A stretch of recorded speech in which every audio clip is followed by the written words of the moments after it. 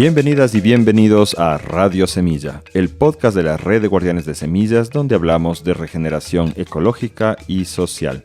Yo soy Javier Carrera y el día de hoy les traigo un episodio delicioso. Pero antes quería comentarles un par de cosas. Primero, ya tenemos página web, me imagino que algunos ya la habrán visitado. Es radiosemilla.com, ahí podrán encontrar todos los episodios anteriores para que no se pierdan ninguno y cada episodio con sus notas. Queremos invitarles a que nos sigan e interactúen con nosotros también en nuestro canal de Telegram. Ahí tenemos espacio en cada episodio para armar conversación, poder preguntar cosas directamente a los personajes del episodio, así como también a nosotros, ¿no? El enlace al canal de Telegram lo pueden encontrar también en la página web y en las notas de cada episodio. Mencionarles también que seguimos en esta alianza con la revista Ecuador Terra Incógnita. Esta revista fue la primera en Ecuador que se dedicó a temas de geografía, ambiente y cultura, explorando a fondo los territorios que muchas veces quedan ocultos de nuestro país. Pueden encontrar Ecuador Terra Incógnita en Facebook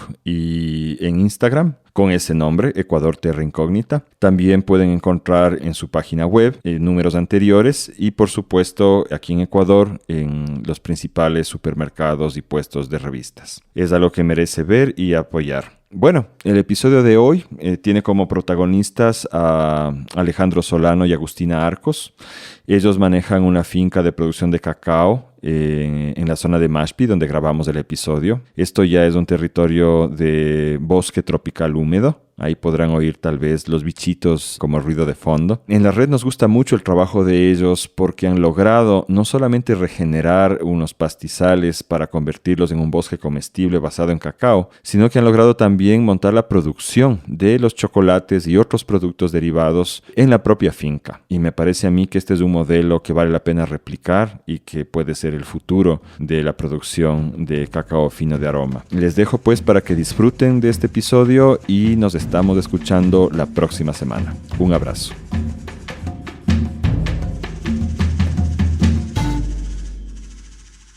Buenos días. El día de hoy estamos con Agustina Arcos y Alejandro Solano de Mashpi Chocolate, la finca Mashpi Chungo. Y vamos a hablar de muchas cosas, principalmente del tema del cacao. Para nosotros en la red de Guardianes de Semillas, esta finca es bien importante porque es el primer ejemplo que tuvimos de un proceso que vaya desde la recuperación de un terreno degradado hasta el establecimiento de un cacaotal en bosque comestible diverso y hasta la producción y empaque del chocolate en finca y la comercialización desde esta realidad campesina y sus complejidades. Y bueno, es una aventura también de vida y nos van a comentar un poco eso. Entonces les presento a Agustina. Buenos días, ¿cómo estás? Hola, buenos días. Aquí contenta de poder compartir la experiencia de Mashpi Chungo.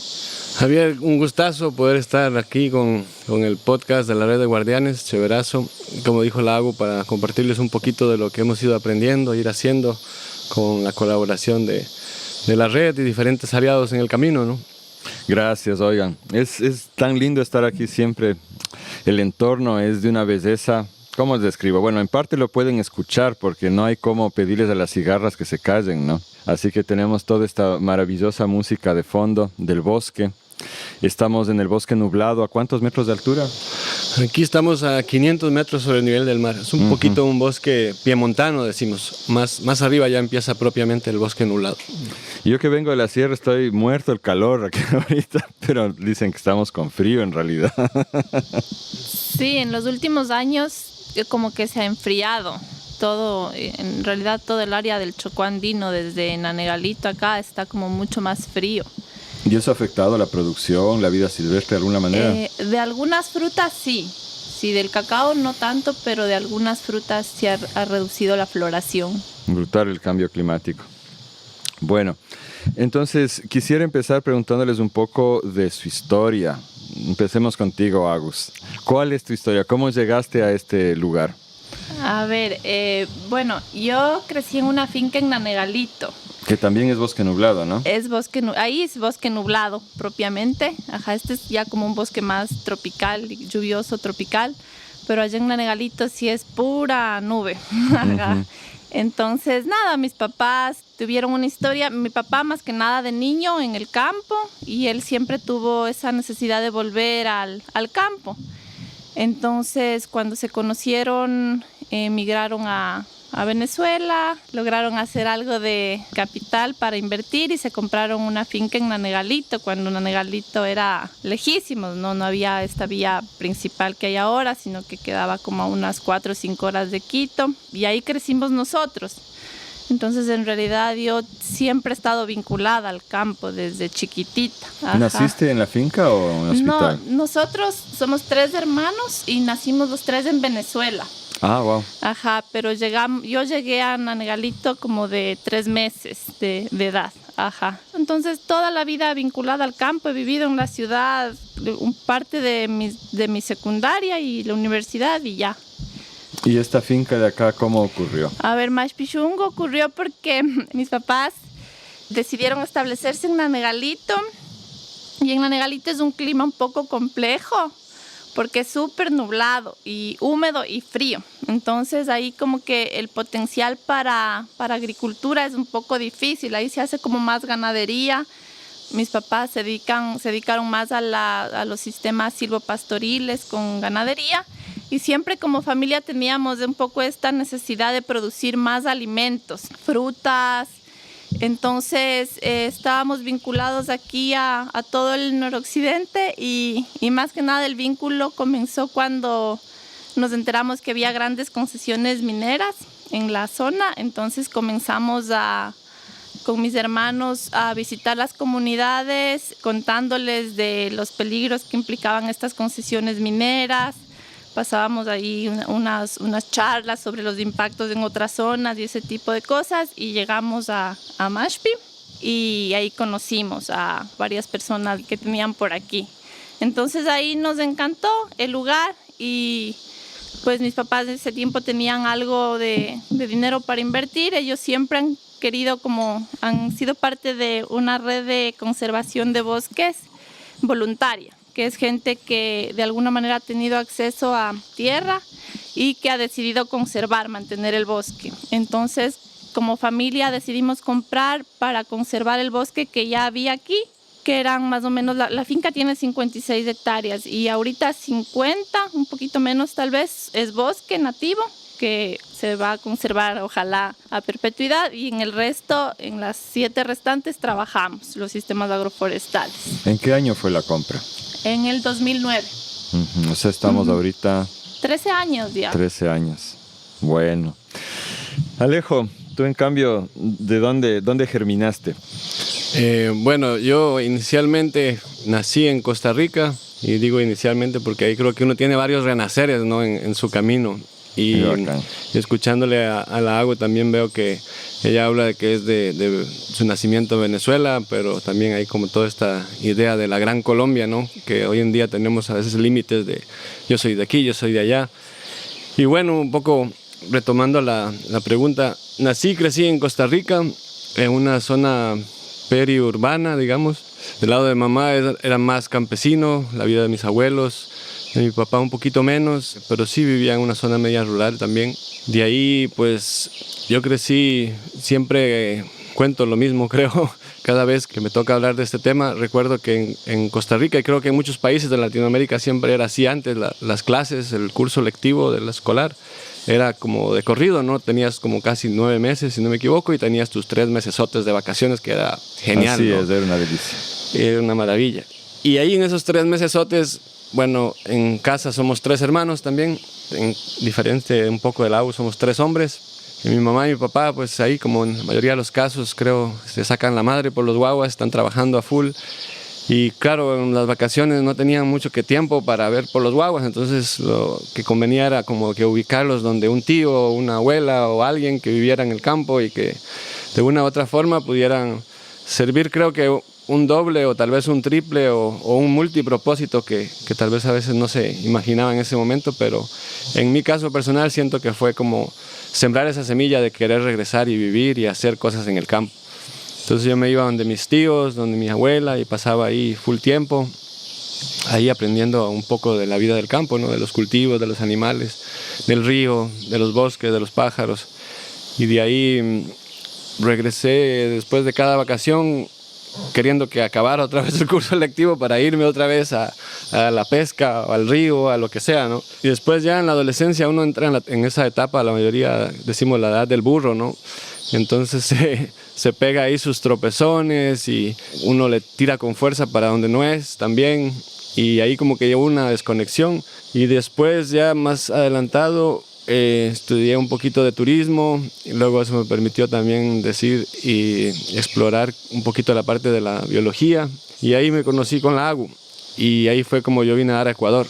Allá en Costa Rica. En Costa Rica. ¿Y qué hacías en Costa Rica, AGU? A ver, yo me fui a estudiar ecología. Estudiamos una carrera que en ese tiempo se llamaba Ecología y Desarrollo Sostenible, que era un poco, bueno, como siempre estuvimos vinculados al campo, nosotros desde chiquitos ya éramos ecologistas, así, era bien chistoso porque les hacíamos la guerra a mis papás, así, cada vez que tumbaba un árbol o algo para las vacas o por necesidad, ¿no? Entonces, mi hermano y yo decidimos estudiar ecología y nos fuimos a Costa Rica, y ahí pues ya le conocimos Asomó a la universidad. Entonces estabas estudiando, Alejo. Sí, es que estudiando. La misma carrera. La misma, sí. Yo también me interesé por ese campo porque veía en ese momento que era algo chévere, porque no era ni muy puro, era un poco más práctico y apuntaba para donde hace un poco más de 20 años supuestamente teníamos que apuntar, ¿no? Hoy en día cuestiono el tema, del término de desarrollo sostenible, me parece una contradicción, pero en ese momento era como algo novedoso y que llamaba mucho la atención. Chévere. ¿Y entonces qué pasó? ¿Se regresaron a Ecuador? ¿Te lo trajiste? Claro, yo tenía clarísimo eso, ¿no? De hecho, cuando estuve en el colegio, en la secundaria y en la universidad, lo que más extrañábamos, cuando viví en Costa Rica, lo que más extrañaba era la finca. Entonces, cuando tuvimos que salir a la ciudad, creo que todos teníamos clarísimos que en algún momento vamos a volver a la finca. Entonces yo le dije a Alejito, yo aquí no me quedo. Ajá. Y nada, pues nos volvimos los dos. A Lale, por suerte, también le gustan un montón los pájaros, la biodiversidad. Entonces, como que le llamó la atención toda esa biodiversidad de aquí de Ecuador, que es así. En Costa Rica es un país súper diverso, pero ya Ecuador así como que explota la biodiversidad, ¿no? Es impresionante si comparas. Entonces, eso siempre nos jaló volver a Ecuador. Sí, yo recuerdo que hablábamos en la universidad como amigos ahí, y la AGU decía, yo este fin de año voy a ir a pasar a Ecuador y visitar a mi familia, si quiere pues puede venir para que conozca y ver si le gusta y así. Y yo le dije a un buen amigo, oye, me está invitando esta amiga a ir a Ecuador, no sé qué. Ecuador, dice, uy, ese país tiene más pájaros que ningún otro país, creo, en ese momento. Y yo tengo el libro, yo te presto el libro. Yo empecé a pasar las hojas y pasaba y veía tantos pájaros y decía, bueno, no puede ser, increíble, qué maravilla. Y me acuerdo que la primera vez vinimos con la idea de pasar 3 semanas, las vacaciones de la universidad de fin de año, de cambio de semestre, y a la final nos quedamos 6 meses. Nos brincamos un semestre porque había que trabajar acá ya en proyectos de temas de conservación, y con mi cuñado nos metimos a hacer un proyecto de inventarios para hacer la reserva Chachi, para proteger un poco de las madereras. Entonces ahí ya fue como una inmersión en el Chocó que ya como que me agarró el alma y me la sentó aquí y dijo, no, tú más bien acá es donde tienes que estar. Y sentí algo así bien mágico de esos bosques en Esmeraldas, lindísimo. Fue una experiencia súper, no sé, especial. Yo sentí como una conexión fuertísima con la tierra, con el lugar, con la naturaleza, con la biodiversidad. A través de los años siento cada vez más a gusto estando en el Chocó. Me siento protegido. ¿Qué es el Chocó? El Chocó, bueno, el Chocó es, hoy en día se habla de una bioregión, ¿no? Pero también es el nombre de un departamento en la división política que tiene Colombia, ¿no? Que es nuestro país vecino. Esta bioregión se comparte entre los autores y los que escriben hay diferentes puntos de vista, pero en general se dice que viene como por todo el Pacífico colombiano y la parte noroccidental del Ecuador. Algunos dicen que se conecta hasta el Darién, la frontera de Colombia con Panamá, y que va hasta un gradiente así perdiendo humedad hasta Manabí, inclusive en la provincia del Oro, al sur del Ecuador, hay también un parche grande e importante de bosque húmedo.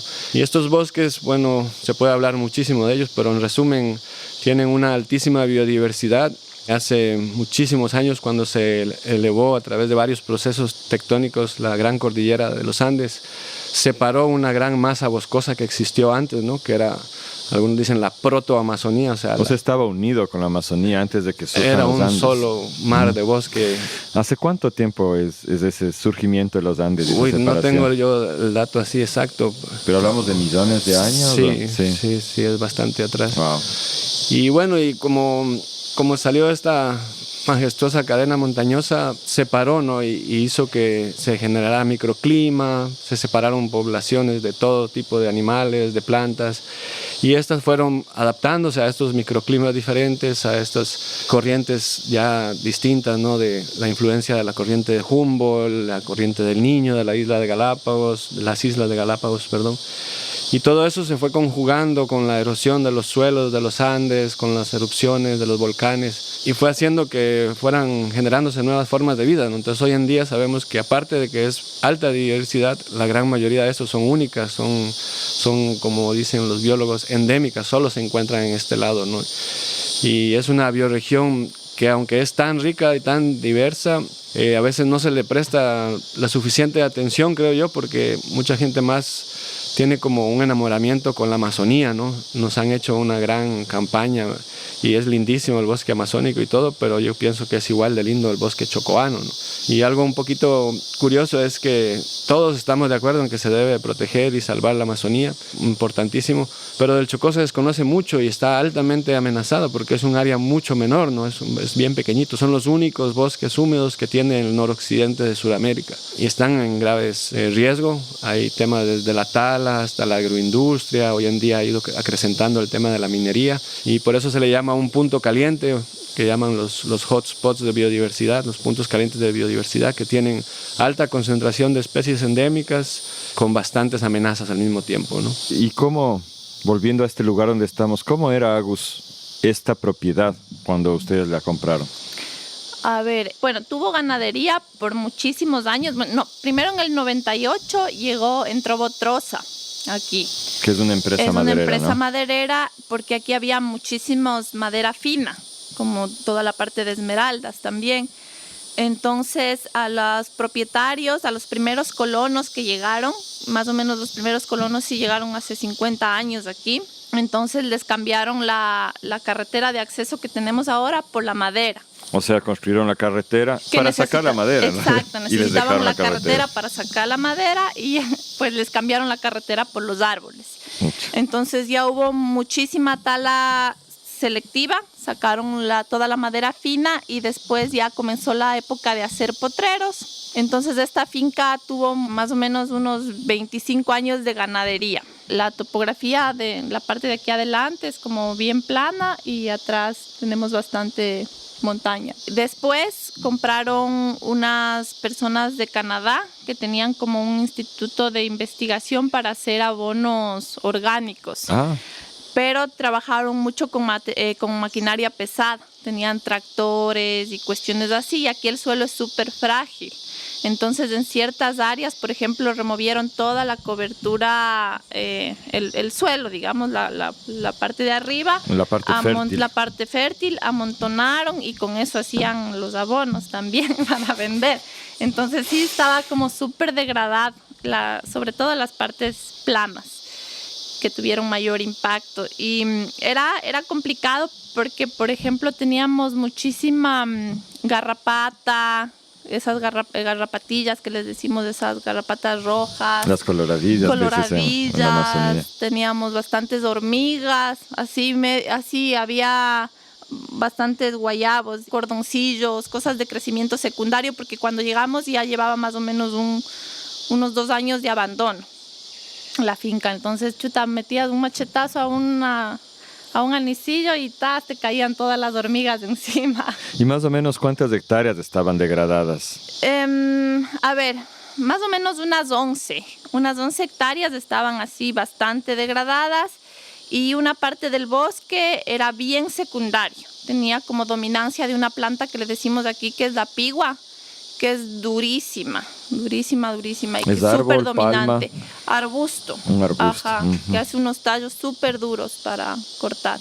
Y entonces, ¿cómo es que llegaron ustedes a establecerse aquí? Cuando llegamos había en la finca una casa así bien viejita, la típica casa así de finca, que es un poco triste, ¿no? Muchas veces en un lugar que ha habido tanta madera, tantos recursos, suele pasar que no priorizamos como hacer casas bonitas, cómodas para vivir bien, ¿no? Sino que era una casa así súper oscura, llena de murciélagos, de ratas, así bien invivible, ¿no? Bueno, entonces ahí usamos esa infraestructura básica para establecernos.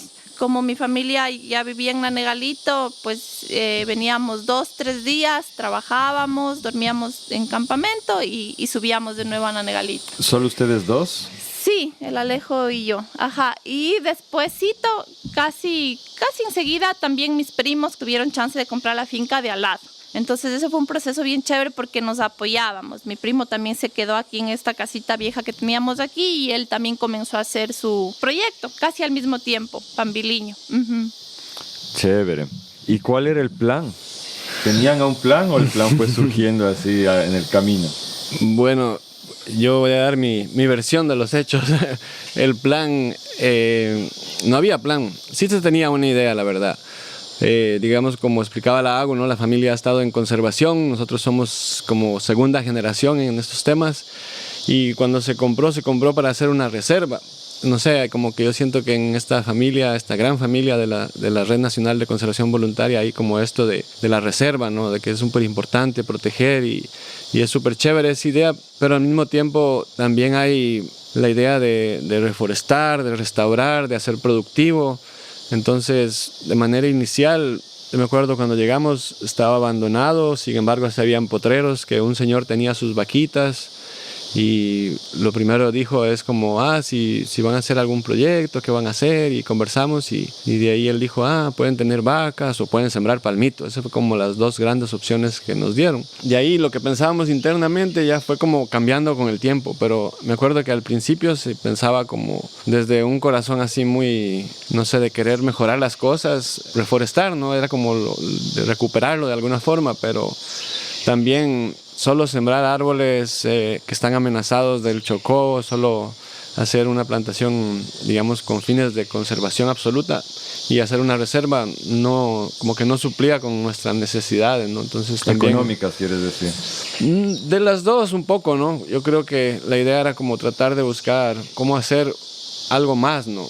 Porque inicialmente yo recuerdo como conversar así con los suegros y ellos decían, está bien que quieran reforestar, obviamente, pero también tienen que ver de dónde van a sacar su sustento y el sustento para la finca como tal, ¿no? Porque se pagan impuestos, se hacen cosas. Y de ahí siempre la familia había querido tener más acceso a otros alimentos que no se dan en el clima de bosque nublado. Por ejemplo, como muchos tipos de frutas tropicales, de tierras más calientes, ¿no? Y entonces era como una oportunidad justamente como para complementar lo que se tenía en el otro espacio y para poner en práctica otras cosas. Me acuerdo que cuando regresamos de la universidad y todos vivimos en la finca de Bosque Nublado, ya no era una familia, ¿no? Ya eran varias, ¿no? Porque es una familia que va creciendo. Entonces estaba mi cuñado con su compañera, estaba mi cuñada con su compañero, estábamos nosotros, estaban mis suegros. Y entonces dijimos, claro, aquí la estrategia es diversificarnos, ¿no? Entonces ahí además pensamos, estamos apretaditos. claro, y teníamos que buscar cómo hacer una casa más grande, porque sí era un chiste cuando todos convivíamos en la casa grande, wow, hasta teníamos una chanchita de monte que adoptamos que vivía con nosotros, era súper chistoso. Y de ahí entonces salió esto de empezar a recordar un poco esto de lo que se iba aprendiendo en el camino, ¿no? Entonces dijimos, bueno, hagamos algo de turismo en la finca. Por otro lado se pensó hacer algo de sistemas agroforestales, meter café para que hubiera un cultivo diferente en la zona. También, como decía Lago, había toda esta amenaza minera en el territorio desde que llegamos, entonces había que dar más oportunidades, que no solo fueran vacas y madera, sino algo más. Y creo que un poco, para volver acá donde estamos en Maspichungo, un poco esa fue la búsqueda, ¿no? Cómo salimos de ese patrón que es o vacas o un cultivo, ambas manejadas como monocultivo, ¿no? Sí, ahí también teníamos bastante la inspiración en Guaycuyacu, en la Mimi y el Jaime, que ellos entraron al mismo tiempo que mis papás acá en el noroccidente y siempre tuvimos como ese referente también de todo su trabajo con las frutas tropicales. Entonces un poco nos guiamos también por ahí y siempre con la familia hemos tenido esa búsqueda porque es bien difícil como campesino vivir pues de las fincas, ¿no? Sin degradar el ecosistema. Y eso veíamos que pasaba mucho alrededor nuestro, ¿no? Que se tumbaba muchísima montaña para hacer potrero, que ya el potrero a los 5 años ya estaba degradado, había que seguir tumbando montaña. Entonces nosotros siempre como familia mismo tuvimos esa búsqueda de tratar de conciliar la conservación con la producción, porque es cierto que si tú vives en la finca, pues tienes que producir algo, pues, para vivir. Ajá, entonces siempre estuvimos como tratando de ver por dónde nos metíamos. Teníamos bien claro que queríamos vivir de la finca, que la finca sea un sistema que produzca, ¿no? Porque muchas veces, a veces esto de vivir en el campo se puede tornar así como un hobby un poco caro, que se sostiene con recursos de otros lados. Entonces nosotros no queríamos que sea así. Ajá. Mimi y Jaime tienen una reserva aquí cerca. ¿Cuántos? 20 minutos más o menos ahora, ¿no? Correcto, Río sí. Guaycuyacu. Y les vamos a entrevistar en otro podcast porque su trabajo es impresionante. Tiene una colección enorme de frutos tropicales y han sido como los padrino y madrina, ¿no? Sí. En cuanto a la producción. ¿Y en qué momento ustedes se acercan a esta plantita que ahora sabemos es nativa de acá, de lo que hoy en día es en Ecuador, ¿no? Antes no era Ecuador, que tiene su centro de diversidad, creo, genético más en la provincia de Napo, pero sus restos culturales más antiguos están en la cultura mayo chinchipe, en la provincia de Zamora Chinchipe, el cacao. ¿En qué momento se encuentran con el cacao? ¿Se les ocurre que el cacao podía ser una opción? En la universidad habíamos visto ya todo un poco este tema de los sistemas agroforestales, no tan profundamente, sino más bien no a nivel como agronómico de producción, sino más bien a nivel de conservación.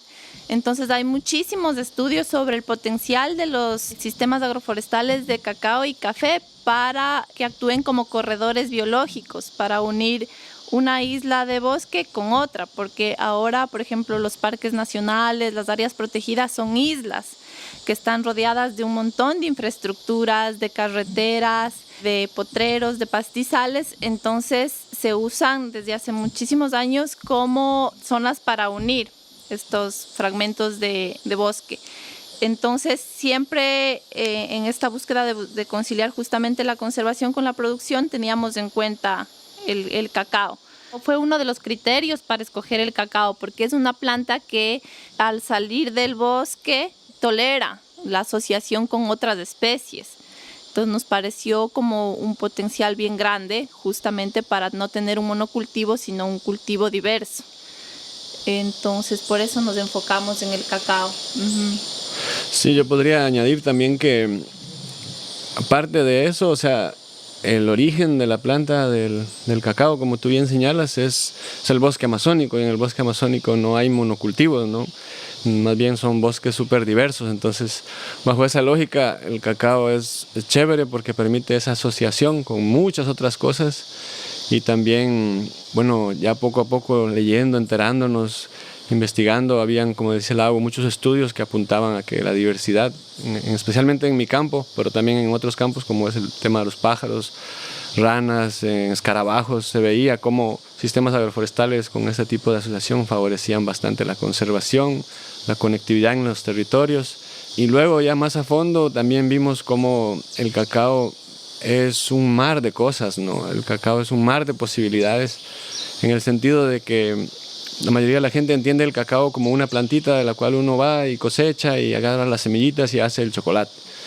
Pero hay una diversidad dentro del cacao también y hay muchas formas en las que a través de la historia el ser humano se ha relacionado con el cacao. Hoy en día la mayoría son lamentablemente grandes monocultivos, ¿no? Y son variedades ya hechas a través de mucha experimentación agronómica convencional, enfocadas básicamente a la producción en masa, ¿no? Dejando de lado la diversidad que es súper importante para para ser más resilientes, para poder aguantar más las épocas más duras, para tener más diversidad en sabor, en aroma, y entendiendo que es hoy en día ya como más de conocimiento general, pero todavía no tanto, yo creo, es un patrimonio biocultural, ¿no? Entonces eso tiene un significado bien profundo. Y hemos visto al menos algunos datos de esta provincia, que no es una provincia cacaotera, netamente, es una provincia incipiente en cacao, pero importante. Donde estamos es la provincia de Pichincha, ¿no? Hacia la costa un poco, la parte más tropical. Aquí se ha transformado el 80% del área que antes se dedicaba a cacao,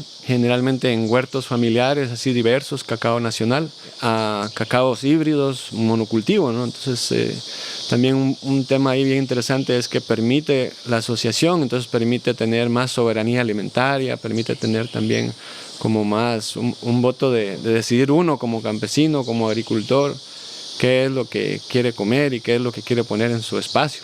Hoy en día la agricultura está dictada mucho, creo yo, de lo que el sistema quiere que tú siembres, y no tanto lo que tú quieres sembrar, ¿no? Entonces como que también esa oportunidad, ¿no? de retar y ver cómo otro sistema también sí es posible, ¿no?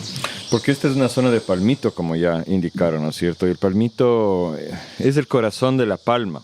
¿Qué palmas son las que acá se siembran? Es el chontaduro mismo. La chonta, ajá, ¿no? pero se cosecha tierno, cuando está más o menos de unos 2 metros, 2 metros y medio, ahí ya se cosecha. Entonces es un cultivo relativamente sencillo por el hecho de que lo que se cosecha es la hoja, y el costo energético para la planta de producir hoja no es tan fuerte como producir fruto.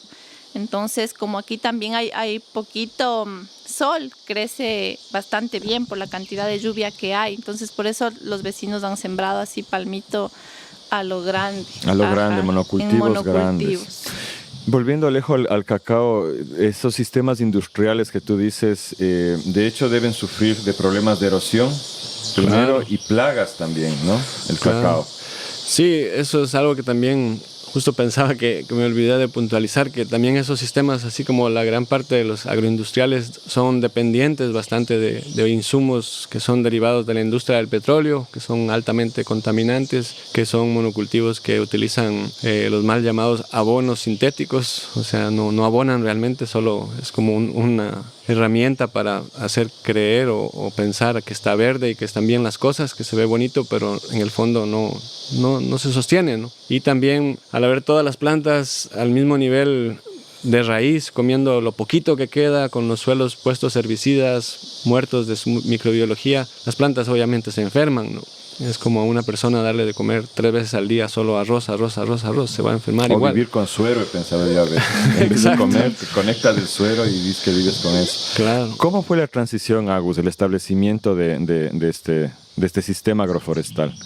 Claro, primero así como leer full, ver con qué se puede asociar, toda la etapa de investigación, de diseño de la finca, de un poco planificar dónde vamos a poner las infraestructuras, porque también, bueno, teníamos que hacer nuestra casita. Nosotros cuando llegamos como que nos embalamos full en la sembrada. Y después de 1 o 2 años hicimos recién nuestra casita, entonces los primeros 2 años fue en campamento. Entonces toda esta etapa de diseño fue bien importante. Luego pues ya comenzamos a trabajar en el terreno, en el campo, a establecer ahí donde iban ahí los primeros cultivos. Una parte un poquito complicada de esto, tal vez un cuello de botella, es conseguir el material para poder sembrar, porque en estos sistemas, en el establecimiento de los sistemas agroforestales, muchas veces es necesario sembrar varias cosas de una, porque como vas a estar jugando con la disponibilidad de luz, necesitas que las plantas de crecimiento rápido pues tengan chance de emerger, ¿no? Entonces tienes que meter todo de una, entonces eso era toda una logística, conseguir el material por aquí, tales plantas por allá y así, porque desde un inicio los sistemas agroforestales fueron súper diversos, ¿no? Cuando dices diversos, ¿a qué otras plantas te refieres aparte del cacao? Claro, en el establecimiento usamos mucha yuca, también porque como el suelo estaba tan compactado, quisimos meter una raíz que nos ayude a ir levantando el suelo, pusimos papaya, pusimos palmito, que ahora son los chontaduros. Ahora esos palmitos que pusimos tienen más o menos, ¿cuánto? Unos 15 metros sí, de o más, alto, algunos. o más, y ya producimos chontaduro también. Pusimos muchísima planta de plátano, de guineo, de orito, porque la sombra de las hojas nos ayudaba un poco a contener el crecimiento del pasto. El pasto es súper invasivo y cuando estableces una plantación, un sistema agroforestal en un potrero, el costo de mantenimiento de las chapias del pasto es súper grande, porque al mes ya está de nuevo encima de los árboles. Entonces es súper importante meter sombra para que contenga el crecimiento del pasto. Entonces metimos mucho banano, metimos muchos abonos verdes tipo Gliricidia cepium, eritrinas, Canavalias, crotalarias. Eso es difícil conseguir. Las plantas de abonos verdes, me acuerdo que teníamos un camioncito y en ese camión fuimos por la orilla de unos potreros que estaban más por allá abajo, lejos, y tenían unas pocas plantas de abonos verdes. Y íbamos y cortábamos a traer estacas y llenamos ese camión, me acuerdo, algunas veces. Y teníamos que meter miles, ¿no?, de estas plantas que son como facilitadoras del proceso de regeneración para tener bastante biomasa, ¿no? Pero no es algo que fácilmente puedes ir y decir en un vivero necesito, no sé, 10,000 patas o plantines o lo que sea de abonos verdes. Eso no es fácil, eso te toca autogestionar. Hoy en día es bonito porque de acá han salido un montón de esas hijas a otras fincas vecinas y a otras provincias también, y aún así todavía sigue siendo una limitante, yo creo, los abonos verdes para empezar proyectos de restauración. Eso sí es bastante fuerte. ¿Y el cacao cómo lo encontraron o qué cacao decidieron tener? ¿Cómo fue el eso? cacao fue bien bonito porque conocimos a una asociación de productores que viene luchando por mantener ahí el cacao nacional ya muchos años, de Puerto Quito, la Nueva Esperanza. Entonces establecimos contacto con ellos y desde ese tiempo hasta ahora igual seguimos trabajando juntos. Entonces es lindo porque Pichincha, al no ser como una provincia de tradición cacaotera, cuando vinieron los primeros colonos a la zona de Puerto Quito, era gente del Oro, de los ríos, y vinieron trayendo con ellos las semillas de cacao nacional. Y en estas fincas pequeñitas de 3, 4 hectáreas, ahí mantuvieron por muchísimos años estas variedades. Como no son pequeños productores que no tienen tal vez tanto acceso a viajar, a traer materiales de otro lado, de Venezuela, de Brasil, de no sé dónde, porque, bueno, cuando se hicieron los grandes monocultivos aquí en Ecuador, se desarrollaron mucho las enfermedades, ¿no? Entonces los agroindustriales, un poco para tratar de salvar estos cacaotales, comenzaron a hacer ya las mezclas, los híbridos y las cuestiones así, pero estos pequeños agricultores no están tan vinculados a ese mundo, no tienen tanto chance de traer materiales de otro lado. Entonces es ahí en esas pequeñitas fincas donde se ha conservado la diversidad del cacao nacional. Entonces justamente dimos con esta asociación y a través de ellos conseguimos la planta. Este es Rommel Jumbo, ¿no? El Rommel, el Francisco, el Patricio, ajá. Sí, algo interesante ahí también es que aquí la gente en el valle nos decían, ustedes están locos, aquí el cacao no se da, no siembren cacao porque aquí las noches son muy frías y cae la helada y los cacaos botan sus flores y no cuajan los frutos, o sea, no es productivo, no es viable. Pero entonces también un poco por eso me acuerdo que pensamos que visitando diferentes fincas y trayendo como diferentes formas que veíamos de cacao, que eran parte de este gran grupo que hoy en día hablamos de cacao nacional, dijimos, bueno, vamos a probar a ver cuál de estas se adapta, ¿no? Cuál le va mejor por acá. Y un poco no escogimos cada una de ellas, pero sí probar diversidad, eso sí. Y luego con el pasar del tiempo dimos cuenta que casi que todas produjeron.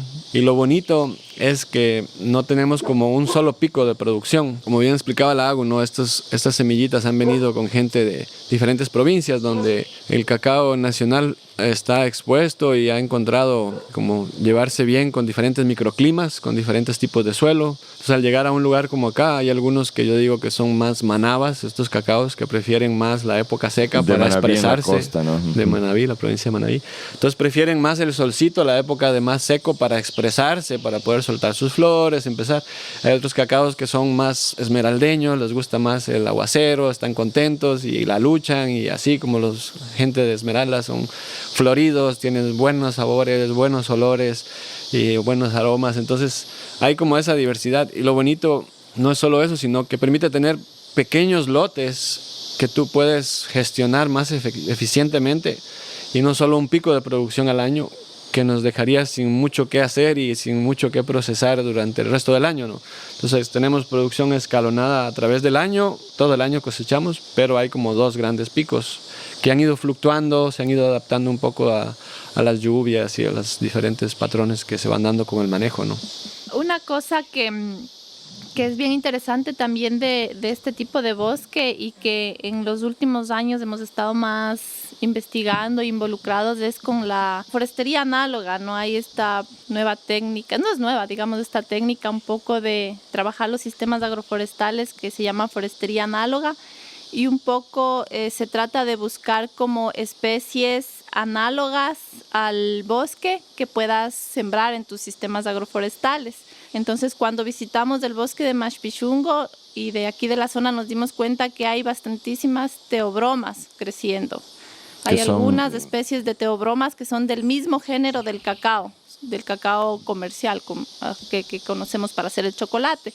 Entonces, estas teobromas se han adaptado aquí súper bien al bosque, han coevolucionado por miles de años. Por eso también el potencial del cacao nacional, ya del teobroma cacao, digamos, en los sistemas agroforestales, se adapta súper bien también. Ustedes sabían que iba a funcionar porque veían en el bosque sus parientes. Claro, y son teobromas que cargan súper bien dentro del bosque, en la penumbra del bosque. Hay algunas especies, y en ciertos lugares hay dominancia. O sea, tú entras al bosque y es como un sotobosque de teobromas. Un rodalcito, sí. Brutal. ¿Cuál es la diferencia entre el cacao nacional y el cacao híbrido, Alejo? ¿Y cómo se les distingue? Bueno, así como a grandes rasgos, una historia larguísima, ¿no? El cacao, yo creo que se pueden hacer varios podcasts con varios compas de la red sobre cacao. Algún momento sí sería lindo, ¿no? Como una conversa. Bueno, a John Fletcher ya le entrevistamos. Nutrida, cierto. Ajá, falta algo de Manabí, algo de Amazonía. Pero bueno, volviendo al tema de que salió de la Amazonía, pues este cacao, de lo que descubren en los yacimientos, en los estudios arqueológicos, en la cultura Mayo Chinchipe, en el sitio de La Florida, ¿no? en Morona, Santiago, encuentran allá en Zamora Chinchipe, que habían algunas piezas arqueológicas que conectaban las culturas justo amazónicas con las de la costa. Entonces se cree que el cacao salió de la Amazonía vía Apatla, cruzando los Andes, y pasó por una parte que es una depresión geológica, ¿no? Que hay en los Andes sur del Ecuador y la parte norte del Perú, que es donde son los pasos de montaña más bajos. La provincia de Loja en el Ecuador, y no recuerdo qué departamento al norte del Perú. Exacto, sí. Y esta depresión geológica ahí permite este cruce, entonces llegan las semillas ancestrales del cacao nacional a depositarse sobre suelos nuevos y sobre climas nuevos, y empieza como a desarrollarse esta nueva línea, que es lo que hoy en día conocemos como los nacionales en el Ecuador, y es un cacao que generalmente se describe como coloración amarillenta cuando está en su grado de mayor madurez, que tiene una forma un poco alargada, medio rugosita, tiene un cuellito de botella en la base y tiene generalmente una punta un poco fuerte y como viradita para un lado así. Es una característica física de cómo se ve un cacao. Es un cacao de tamaño mediano, no es ni muy grande ni muy chiquito, y en comparación a un híbrido, el cacao híbrido que tenemos en el Ecuador al menos, el que se está cultivando mayormente, que es el que tiene nombre como de algún pesticida parece, ¿no? Es el CCN 51, tiene el nombre de Robocop parece. Este es un cacao grande que impresiona mucho a la vista, ¿no? Que es de color rojo anaranjado, y que como tomándoles un poquito más por adentro, la pulpa es muy dulce, la de este rojo. La otra, la del nacional, es un poquito más diverso el sabor, más como con ácidos y frutales y todo. No es tan como saturador así como la pulpa del híbrido. Y bueno, ya cuando trabajas con la semilla, son dos universos, dos galaxias, dos mundos totalmente diferentes, ¿no? En el uno hay muchos sabores, mucho potencial para desarrollar sabores. En el nacional. En el nacional, correcto. Y lo que siempre se ha hablado históricamente, ¿no? El aroma, los terruños que tiene, esto que le acompaña al ciclo y al sistema productivo, es mucho más floral, es mucho más atractivo, es como más armónico también. Y en cambio lo que ha sido altamente criticado dentro de muchas cosas, pero en cuanto a lo que es el cacao híbrido, es que es muy llano, es muy plano, es muy aburrido, es muy simple, es muy monótono y carece totalmente de aromas así típicos de lo que es un nacional. Interesante. Para mí el cacao nacional es como un ecosistema, no es solamente una planta ahí sembrada y aislada en un monocultivo, sino es todo un ecosistema que está compuesto por todas las plantas que están asociadas al cacao, toda esa diversidad que además, incluso como las familias que viven del cacao, los animales, las gallinas que están por ahí escarbando, la biodiversidad que está pasando por ahí. Entonces, el cacao nacional es ese ecosistema. El cacao híbrido es un monocultivo. Increíble. Y cuéntanos, Agus, ¿cómo es que llegaron al chocolate? Porque al principio, imagino, era cultivar cacao nomás. ¿Cómo se les ocurrió, hagamos el chocolate en la finca? Creo que cuando comenzamos a sembrar siempre tuvimos esa idea un poco de ya procesar. No teníamos tan claro cómo, pero creo que siempre tuvimos esa idea porque como yo al menos venía de familia de campesino y siempre vimos como que es difícil, ¿no? Para un agricultor vivir solo de la materia prima o de productos frescos y así, siempre tuvimos como la idea de que había que hacer algo más. Pero la cosa sí tomó forma cuando ya cosechamos nuestras primeras semillas y llevamos a vender al intermediario ahí a Pedro Vicente y vimos que cuando entregábamos nuestro cacao era mezclado así con todo el resto, con un cacao terrible lleno de monilla que es una enfermedad, de escoba de bruja, un cacao producido así con agroquímicos que olía a agroquímicos a veneno. Y yo decía, chuta, ¿cómo podemos traer nuestro cacao que es producido así con tanto amor, con tanto cuidado para que se mezcle así con este otro pobre cacao que está producido de esta forma, ¿no? Entonces sí nos daba bastante pena eso. Entonces creo que llevé 1 o 2 veces a vender y ya dijimos no, o sea, ya hagámosle pues y nos arriesgamos y comenzamos así súper artesanal, ¿no? A hacer así en el típico molino Corona, a tostar ahí en el sartén con los sobrinos. Toda la familia cogiendo la manigueta del molino para darle a las primeras Pero pepas. es rico eso. Yo conocí eso en Amazonía y me encantó. Así conocí yo el cacao fino, de hecho, en una finca en la Amazonía que tenía un buen cacao. Y el señor solo le metía en el Corona con panela. Nos tenía dando vueltas así y salió una cosa. Es súper rico y a mí me encanta y yo creo que, por ejemplo, eso es una cosa de nuestro chocolate, es que no se ha perdido eso. Entonces, por ejemplo, cuando vienen agricultores de la costa aquí a la finca y prueban nuestro chocolate, nos dicen que les recuerda full al chocolate que hacía su abuela o al de su finca. Qué lindo. ¿Y cómo avanzó el proceso? O sea, porque ahora ya tienen bastante más avanzado el procesamiento, ¿no? Claro, sí ha avanzado. Poco a poco, o sea, sí, paso a paso. No tuvimos como capital para coger y hacer todo de una, porque era difícil. Además que cuando comenzamos había poquísimo de esta nueva tendencia que hay ahora que se llama bean to bar, o que en Estados Unidos ya hay como full pequeños chocolateros haciendo sus barras, sino que aquí en Ecuador no había prácticamente. Entonces comenzamos por diseñar un poco las máquinas y nos fuimos a Ambato, vimos ahí unas máquinas con que hacían el típico chocolate de Ambato, les fuimos modificando poco a poco y eso, ¿no? Incluso la infraestructura que teníamos al comienzo la construimos nosotros mismos, o sea, contratamos un maestro que era el que hacía la parte difícil nosotros éramos los ayudantes, los niveles y los aplomos y todo eso, y nosotros ahí éramos los que cargábamos los ladrillos y hacíamos la mezcla y todo, ajá, poco a poco. Uh-huh. Yo recuerdo, yo estoy desde el año 98 ya aprendiendo y enseñando permacultura, ¿no? Y me ha tocado tanto en la costa como en la Amazonía, hablar con campesinos, darles talleres. Y durante los primeros años de mi labor, una cosa que yo siempre usaba como ejemplo de lo mal armado que está el mundo, era el tema del chocolate. Les decía que uno va a Suiza y se compra el mejor chocolate del mundo. Y si es el mejor realmente, en la cosita atrás, en ese entonces era así, pues el mejor del mundo.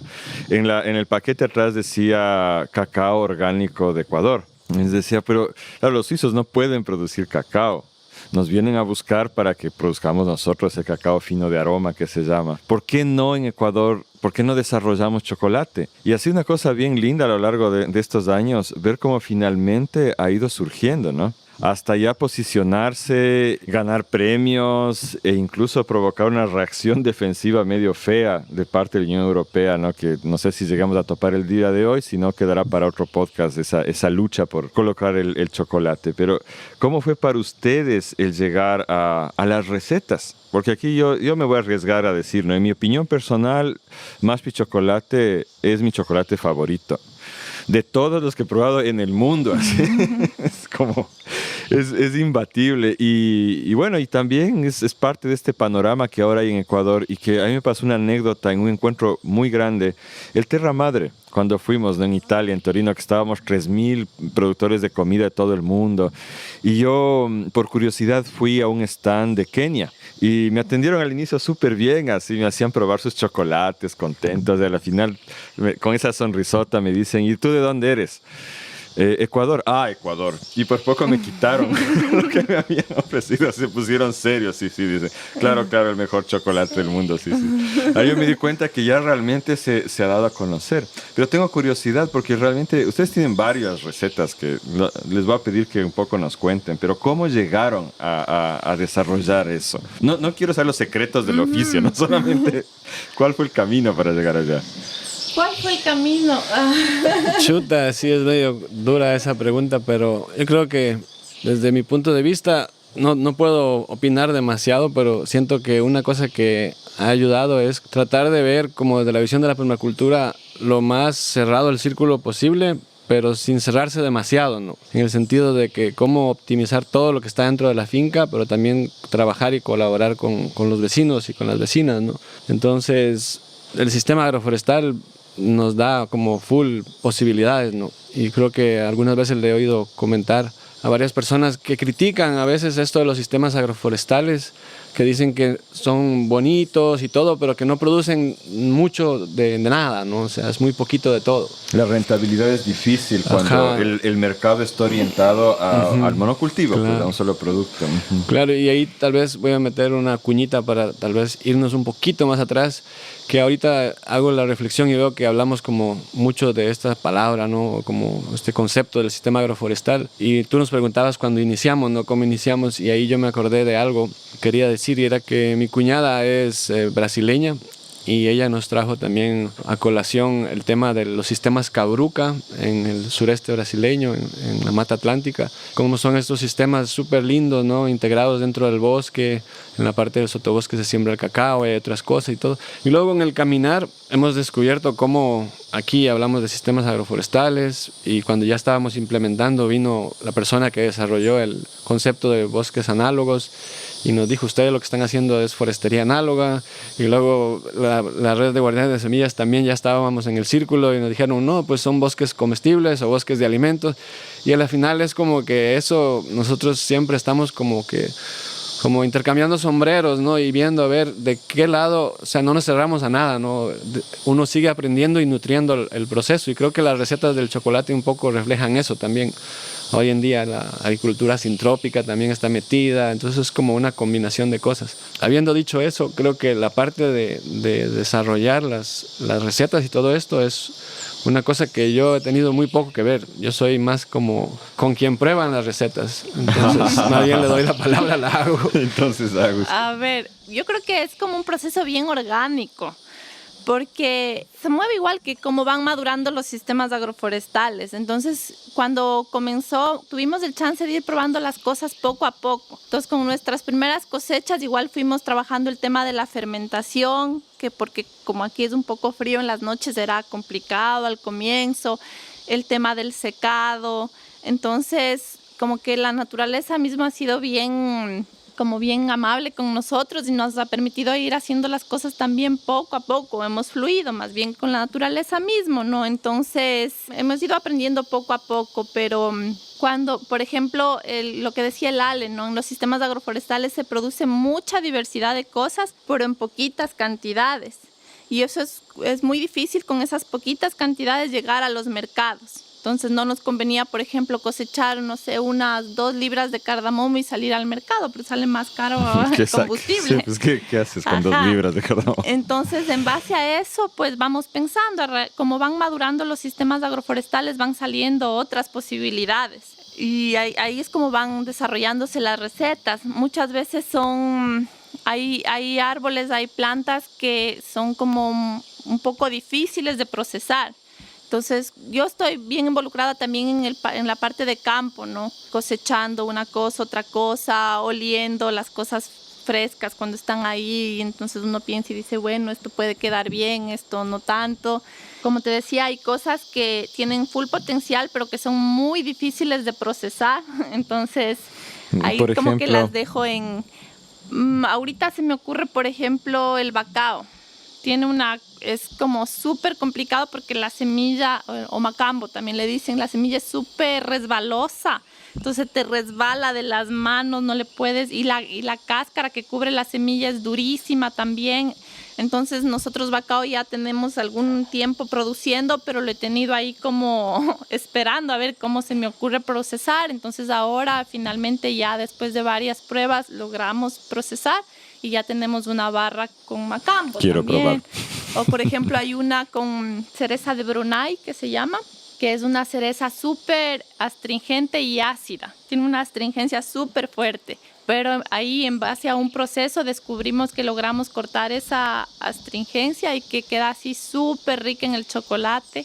Entonces es como así investigando.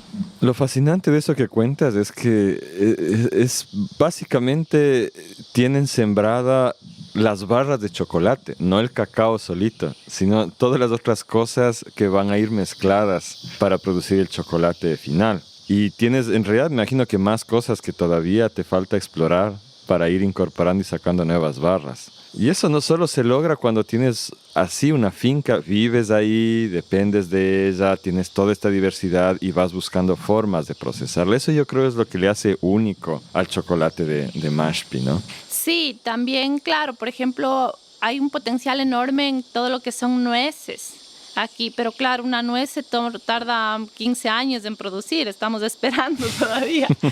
Entonces, sí, hay un potencial enorme, incluso con plantas no convencionales, ¿no? Es todo creatividad, así, atreverse a usar también las cosas, ¿no? Ver qué tal queda con esto, no quedó, bueno, lo dejas ahí. Bueno, les cuento que aquí acaban de ponernos un platito con chocolate. ¿Cuál es este, Alejo? Ahí el otro día estábamos con los chicos del curso de permacultura que pasan por acá y era el día de trabajo de suelos. Entonces me dieron la tarea de entrar a la chocolatera y sacar chocolate para darles con banano. Y en la máquina, en la refinadora, estaba pues ahí más o menos bastante chocolate. Y yo metí una cuchara y serví, pero serví bastante. Entonces esto sobró un poquito y este es un chocolate al 65%. ¿Es puro cacao? Sí, no tiene ninguna intrusión, no está mezclado con nada, solo un poquito de manteca de cacao y panela. Sí, que tal vez es interesante hablar de la panela también. Sí, eso es interesante ahora que mencionas las recetas. Cuando comenzamos con azúcar orgánica que había que importar de Colombia, porque aquí en Ecuador no se produce azúcar orgánica certificada, porque cuando comenzamos el proyecto, claro, comenzamos a hacer la marca, el diseño y todo lo demás, y dijimos, bueno, vamos a sacar la certificación orgánica, y sacamos la certificación orgánica, y claro, todos los ingredientes tienen que ser orgánicos certificados. Entonces buscamos la posibilidad de conseguir azúcar orgánica que venía de Colombia y era un poco un cuello de botella para nosotros. Es súper complicado porque nosotros no podemos importar así como varios contenedores de azúcar. Primero no tenemos el capital ni la logística ni nada para guardar eso. Entonces con el tiempo decidimos cambiarnos a la panela. Y la panela es súper linda porque se produce aquí así a poquitos kilómetros de Mashpee. La producen pequeños agricultores. Todos son agricultores activistas, así que hacen una resistencia súper fuerte contra el modelo extractivista que se quiere implantar en Pacto, contra la minería. Y es gente súper linda, ¿no? Entonces ese cambio también fue súper bueno para nosotros y nuestro chocolate. Algo bonito también de esa panela es que no es una panela que involucra zafra, ¿no? Como a la mayoría de la gente tal vez sepa o algunos no, pero cuando se cosecha la caña del azúcar en grandes extensiones generalmente le meten fuego, le queman, ¿no? Y eso, bueno, mata un poquito de la biodiversidad que queda todavía en esos monocultivos, culebras, lagartijas, sapos, todo, y nidos de pájaros y todo. Y luego, obviamente, la mecanización que involucra y todo lo que se está liberando a la atmósfera, ¿no? En este caso de los pequeños productores de Pacto, ellos van con su mulita por un senderito pequeño y solo van cosechando las cañas que están hechas, que están ya listas de cosecha, y lo van cargando en su animal y nunca queman, entonces sus suelos se mantienen fertilidad, son pequeñas parcelas, ¿no? La mayoría creo que no tiene más de una o pocas hectáreas, y trabajan mucho en el tema de cooperativas. Eso está fenomenal. O sea, también hay una organización social en torno al tema de la panela. ¿Y ustedes con el cacao se han relacionado con otras fincas campesinas de alguna manera? ¿Cómo es la parte social de eso? ¿O producen todo el cacao que necesitan aquí? Al comienzo sí, usábamos todo el cacao de la finca. Teníamos como podíamos almacenar un poco también, pero ahora ya no. Y sí, tenemos ya ahora proveedores que son otras fincas.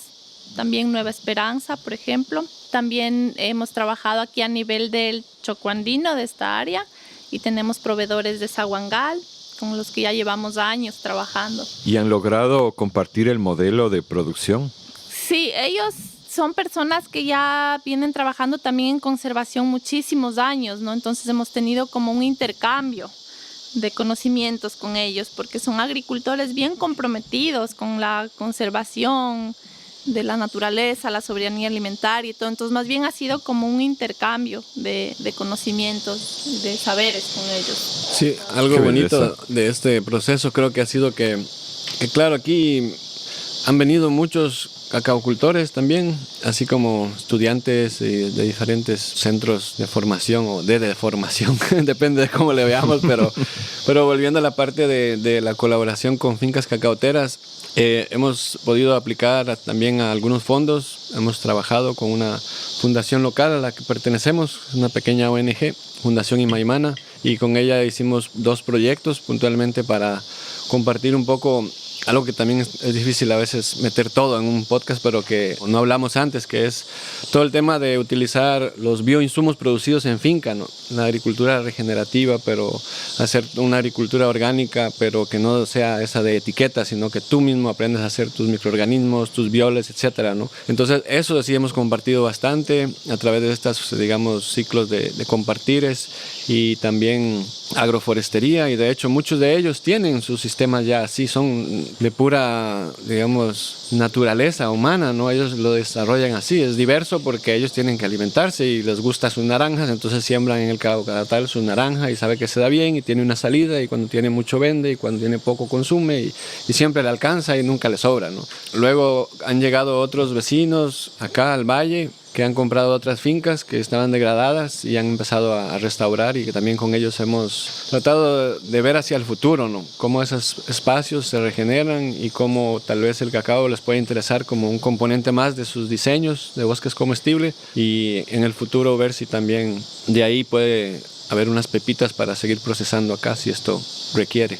Gracias, Alejo, por hacerme acuerdo, porque ya se me estaba pasando. Una de las cosas que ustedes han aportado bastante a la red ha sido justo esa promoción de los microorganismos de monte, ¿no? Ahora ya hay un montón de gente en nuestra red que lo está haciendo, pero yo me acuerdo que de inicio ustedes eran los que más insistían con ese tema, y tanto así que con ustedes grabamos uno de los primeros talleres en línea que hicimos, que está en la plataforma Madre Semilla, madresemilla.com, que es justamente sobre este tema de los bioinsumos de monte. Y me acuerdo que le seleccionamos justo porque los que tomaron el curso acá de permacultura hace algunos años decían que qué bonito que la Agus da ese tema así y el Alejo así, el abono y tal. Entonces por eso acabamos haciendo el curso con ustedes, y es otro tema.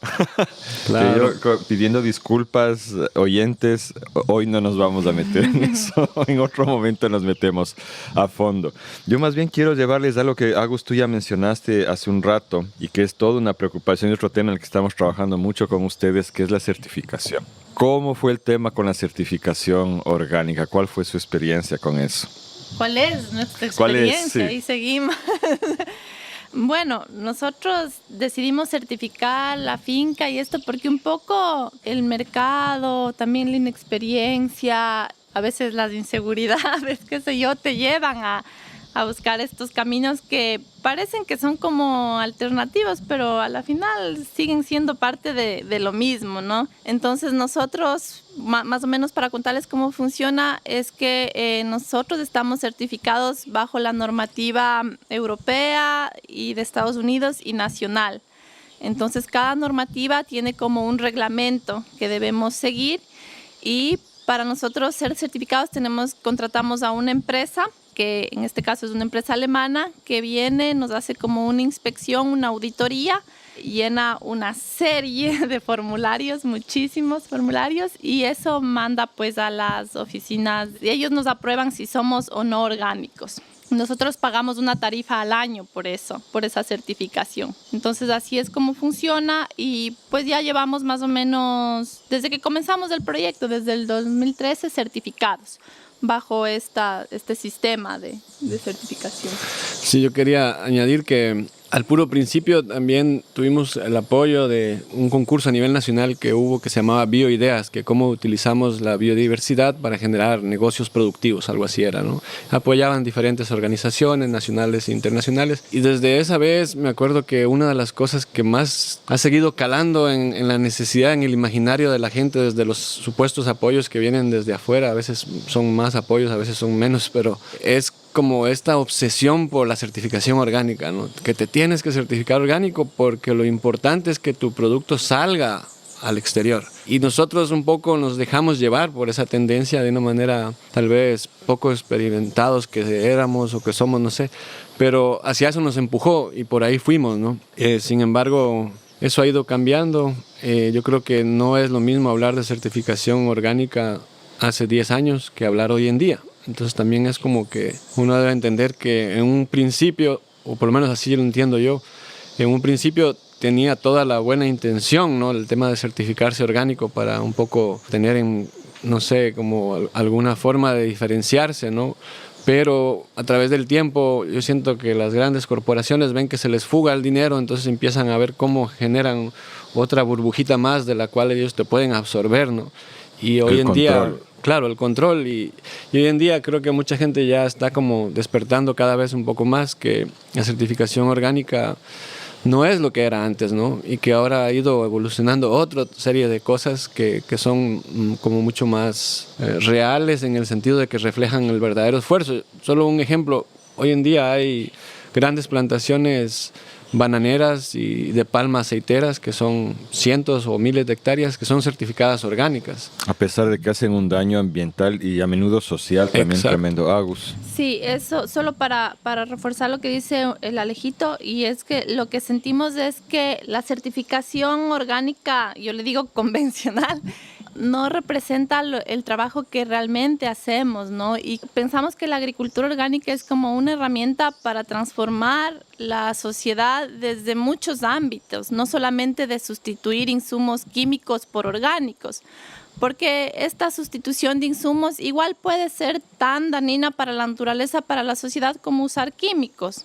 Entonces, creemos que debe haber un tipo de certificación que vaya mucho más profunda, que realmente se visibilice los proyectos en cuanto a cómo transforman la sociedad o cómo contribuyen a transformar la sociedad. Y a regenerar la tierra, y conservar. La tierra, la naturaleza. Y entonces, ahora, ¿cuál es la propuesta? Bueno, yo creo que han ido saliendo varias, ¿no?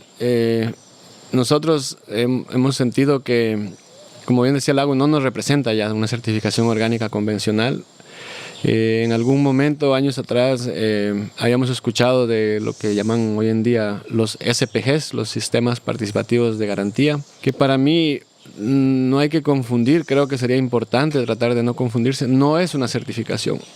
es muy diferente. El certificado es para mí como algo que es de tercera parte y viene y te dice estas son las reglas del juego y te pone todo en formularios y casillitas cuadradas, ¿no? Y te entrega o no te entrega y te cobra un montón de plata para colmo, ¿no? Y te hace repetir los errores que ellos generan a veces y bueno, y ahí podríamos hablar muchos desacuerdos que han habido en el camino, pero en cambio estos sistemas participativos han ido buscando más bien la participación de los productores, de los consumidores o coproductores que se llama hoy en día, en ponerse de acuerdo en generar un sistema en sí, como dice el nombre, donde se pueda generar una garantía de lo que se está haciendo, no solo en el proceso productivo, sino en otras esferas más, como la parte social, que es una de las cosas que también nos interesa muchísimo, porque algo mencionamos al principio, nosotros llegamos acá con una mente más de conservación, pero sin la gente no hay tal.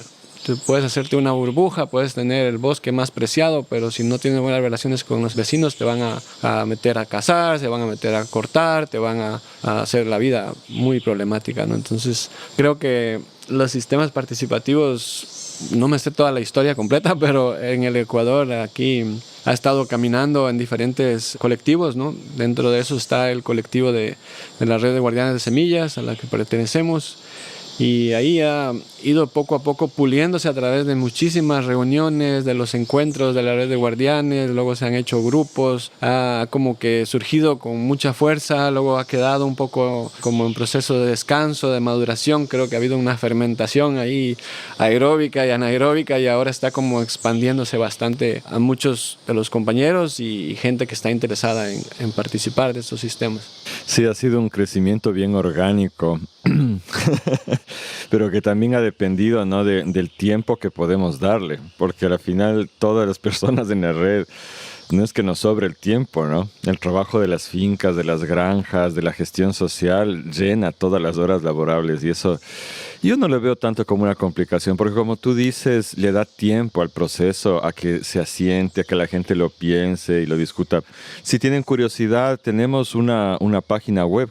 Ahí vamos a poner el enlace en las notas, ¿no? Donde pueden visitar y de hecho uno de los primeros sistemas que, iba a decir certificamos, que visitamos y acompañamos fue aquí, en Mashpee. Porque es súper interesante poder ver lo que ustedes han hecho, que es todo el proceso, ¿no? De la siembra del arbolito hasta la colocación de la barra en el mercado. Y eso me lleva a la siguiente pregunta. ¿Cómo les ha ido con ese tema del mercado? Porque si hay una cosa que es difícil para nosotros, los productores distintos, agroecológicos, culturales, es poder salir al mercado. Yo creo que en muchos casos venimos de distintos frentes culturales donde no se nos enseñó, nunca se nos educó en economía, no tenemos idea cómo manejar un presupuesto, cómo invertir, cómo hacer mercadeo, llegar. Sin embargo, ustedes están logrando salir. ¿Cómo es ese asunto y quién se encarga de la parte del mercadeo? Claro. A ver, en el equipo de trabajo todos hacemos de todo. Algunos estamos más involucrados en ciertas partes, pero todos sabemos cómo funciona todo y todos nos echamos una mano así en todas las actividades. Sin embargo, la persona que más encargada está del mercadeo es mi hermana y es una persona súper luchadora, ¿no? Que está ahí dándole, porque claro, es la parte más complicada.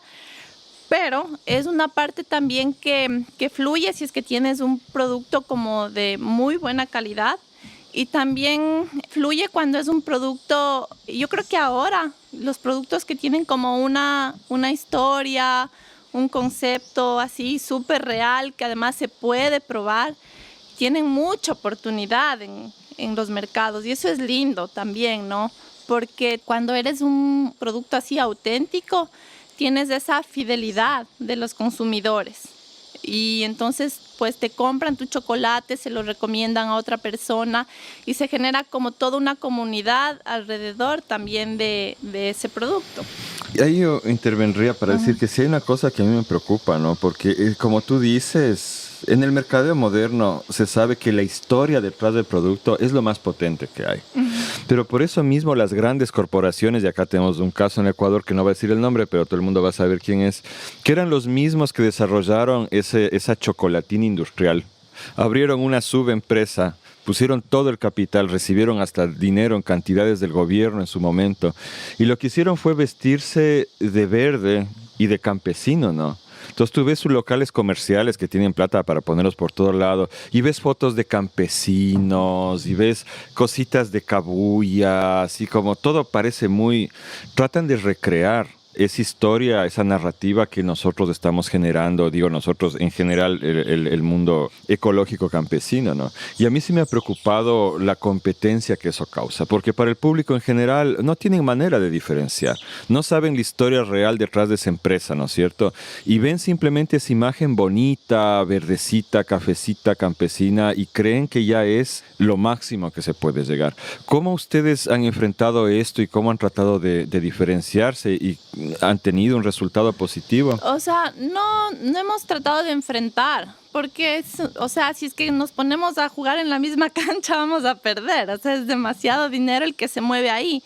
Entonces, nosotros creemos que siempre tenemos oportunidad, porque justamente es un proyecto bien auténtico, comprobable. O sea, la gente puede venir aquí, ver a nosotros igual, trabajando en el campo y todo lo demás.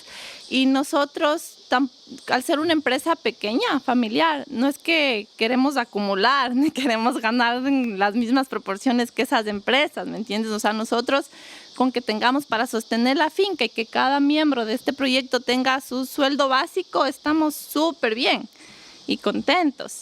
Entonces, es como que no jugamos en la misma cancha nomás. Ajá. ¿Y logran sostenerse económicamente? Sí, ya logramos. O sea, los primeros años teníamos que inyectar como dinero de otras fuentes, de otros trabajos, pero ahora sí. Sí, logramos. Algo tal vez ahí para abonar ese tema que me parece muy importante es, como decía la agua, aquí la gente puede venir, ¿no? Y siempre estamos abriendo el espacio y hoy en día también hacemos recorridos acá donde la gente puede ver justamente desde la preparación de un abono para recuperar un suelo hasta un plantín en vivero, hasta la planta produciendo, probar un cacao in situ. Y cuando alguien viene aquí y hace ese recorrido y ve cómo se transforma en una barra de chocolate y come el chocolate, es bien difícil que sea infiel, es bien difícil. No es de todo imposible, pero la experiencia en sí es transformadora también. Y a nosotros nos gusta mucho porque el cacao nos ha permitido llegar a la gente para explicarle todo este montón de cositas súper importantes que están alrededor, ¿no? De ser regenerativos, de que el agua, que los ciclos, el consumo, cómo lo hacemos más responsable, los pájaros, los aves. Exacto, las aves, las cabritas, los hongos. Las mariposas, los escarabajos, ahí encontramos el otro día una maravilla. Cada vez estamos ahí como también al mismo tiempo dándonos cuenta que si bien estas grandes corporaciones o empresas grandes tienen bastante capital, yo creo que el capital humano que tenemos y el capital de vivir aquí, donde están todos esos procesos vivos y que hoy en día que es más viable poder comunicar, más fácil, ¿no? O sea, hay redes sociales, hay cosas de ese tipo, entonces no somos muy buenos en eso, pero estamos tratando de mejorar una campaña comunicacional constante para que se visibilice más el trabajo del día a día, y eso es algo que lo haces cuando tú eres quien está haciendo, no puedes que alguien te dé haciendo, sino más, como dicen, ¿no? Entonces, la experiencia vivencial es transformadora y eso es algo que no te lo pueden quitar así tengan todo unas cuentas enormes en X banco o lo que sea, claro. Augusto, mencionaste el equipo. ¿Quiénes son el equipo?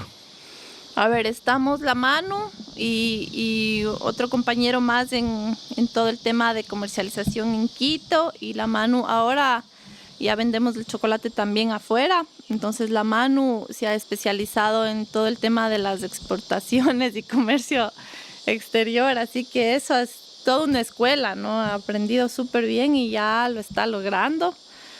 Y bueno, ellos hacen el tema en Quito, también el compañero de la Manu, el Fred, nos ayuda bastante. Eso afuera, y aquí en la finca está el Alejo, yo, en el chocolate la Narci, la Cari, que son campesinas de aquí, ¿no? Sí, son mujeres que viven aquí en la comunidad. Está Don Marco y hay dos personas más también que nos colaboran. Ajá. Es con todo pequeño el equipo. Claro, es chiquitito. ¿Y quién toma las decisiones? ¿Cómo se toman las decisiones de gestión? Uy, eso es muy fácil. Tratamos de ponernos de acuerdo. Suena facilísimo. O sea, es como un reto, ¿no? Pero es bonito porque, claro, ahí toca sentarse y a veces ceder, a veces también tratar de entender el punto de vista de otro, pero son muchas dinámicas, ¿no? Entonces, afuera nos guiamos mucho por lo que la persona que más pasa tiempo afuera dice, ¿no? Pero, digamos, don Marco es como el encargado de producción. Nosotros apoyamos constantemente. Dentro de la chocolatera, entre la Cari, ahora más a cargo, antes su hermana Narcisa, estaban justamente en ese rol. Pero ahí entre Lau y yo monitoreamos un poco también y con la mano hacemos bastantes reuniones y ahí vamos tomando como, tratando de que sea en consenso, ¿no? Tratando, no siempre se puede porque no siempre está todo el mundo para tomar la decisión. Cuando es algo así emergente se toma nomás la decisión ahí, arriesgando a que luego le regañen a uno. Pero sí nos escuchamos bastante Sí, entre claro. nosotros. O sea, sabemos que quién tiene más experiencia en tal ámbito, entonces nos escuchamos bastante. La Manu, que es la que hace las ventas, pues nosotros siempre le escuchamos bastante.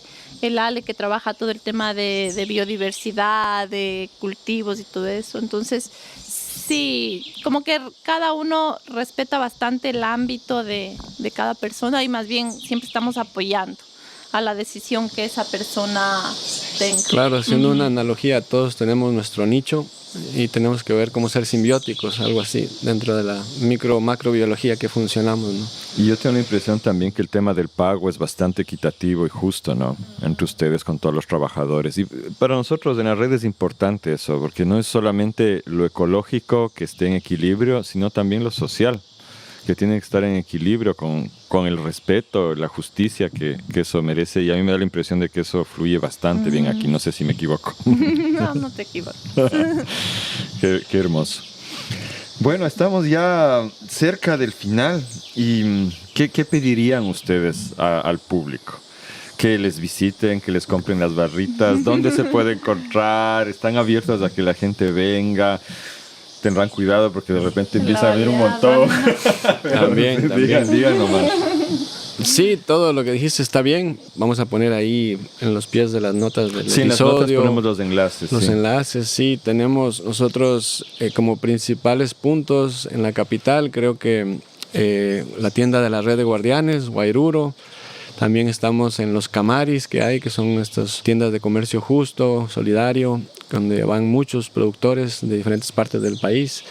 Pequeños mercados y tienditas orgánicas, hemos buscado también como mantenernos, ¿no?, en eso, justamente en apoyar y ser parte de los pequeños emprendimientos. Y directamente en la finca también nos encanta, la gente viene, hace un recorrido, se da un paseo, también va y se baña al río. Tenemos una linda convivencia con vecinos, vecinas, pueden dormir, acá hay lugares que brindan hospedaje, para comer, así como un turismo comunitario. Claro que sí, eso tiene unos aportes que son dependiendo de cada grupo, pues ahí también no solo como para paseos, sino también hacemos así como para grupos de productores, experiencias así a través del tiempo también con universidades, con colegios, que sirve bastante este espacio para eso, ¿no? Para volverse como un aula viva, ¿no? Que eso es súper lindo también. Sí, yo más que pedir así algo, yo como que quisiera agradecerles, porque la Red de Guardianes es como una super familia, un paraguas grandote que creo que nos ha sostenido muchísimo durante este tiempo.